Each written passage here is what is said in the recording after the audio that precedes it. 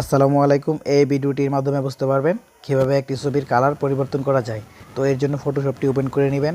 Photoshop open করার পর আপনার ছবিটি যদি ডেস্কটপে থেকে থাকে তাহলে ডেস্কটপ থেকে ছবিটি ফটোশপে টেনে নিয়ে ছেড়ে দিবেন।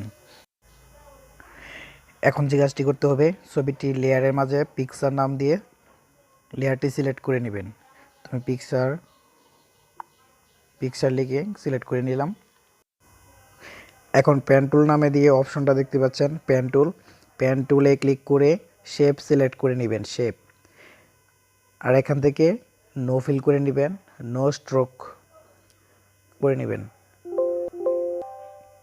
আবার পুনরায় পেন টুলে ক্লিক করে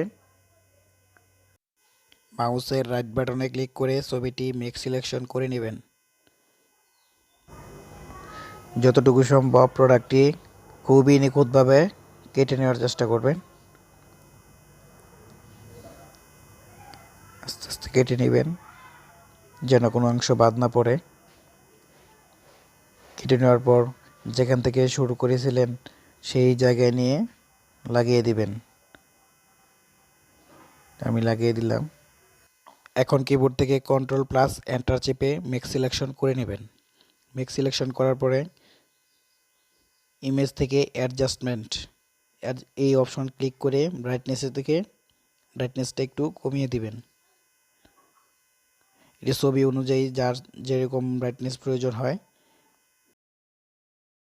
অ্যাডজাস্টমেন্টে ক্লিক করে হিউ সিচুয়েশনে ক্লিক করবেন। হিউ সিচুয়েশনে ক্লিক করার পরে যে ডায়লগ বক্সটা চলে আসবে, এখান থেকে আপনি যে কোনো কালার ইচ্ছা মতোই পরিবর্তন করতে পারবেন। আমি আমার ইচ্ছা মতো একটি কালার সিলেক্ট করে নিলাম। আবার অ্যাডজাস্টমেন্টে ক্লিক করবেন।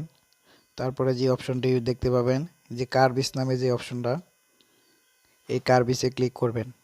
কার্ভিসে ক্লিক করার পরে একটি ডায়লগ বক্স চলে আসবে। এখান থেকে আপনি একটু ব্রাইটনেস চাইলেই বাড়িয়ে দিতে পারেন কিংবা কমায় দিতে পারেন। হিউ সিচুয়েশন নামে যে অপশনটা দেখতে পাচ্ছেন, কিবোর্ড থেকে কন্ট্রোল ইউ চাপলে এই ডায়লগ বক্সটা চলে আসবে। এখান থেকে একটি ছবির কালার খুব সহজে পরিবর্তন করতে পারবেন। তো কালার ম্যাচ করানোর পর কিবোর্ড থেকে কন্ট্রোল ডি চেপে মেক সিলেকশন করা যে দেখতে পাচ্ছেন জেড, এটি কন্ট্রোল ডি চাপলে উঠে যাবে। তো আজকের ভিডিও এই পর্যন্তই। সামনে আরও ভালো কিছু নিয়ে আসবো ইনশাআল্লাহ।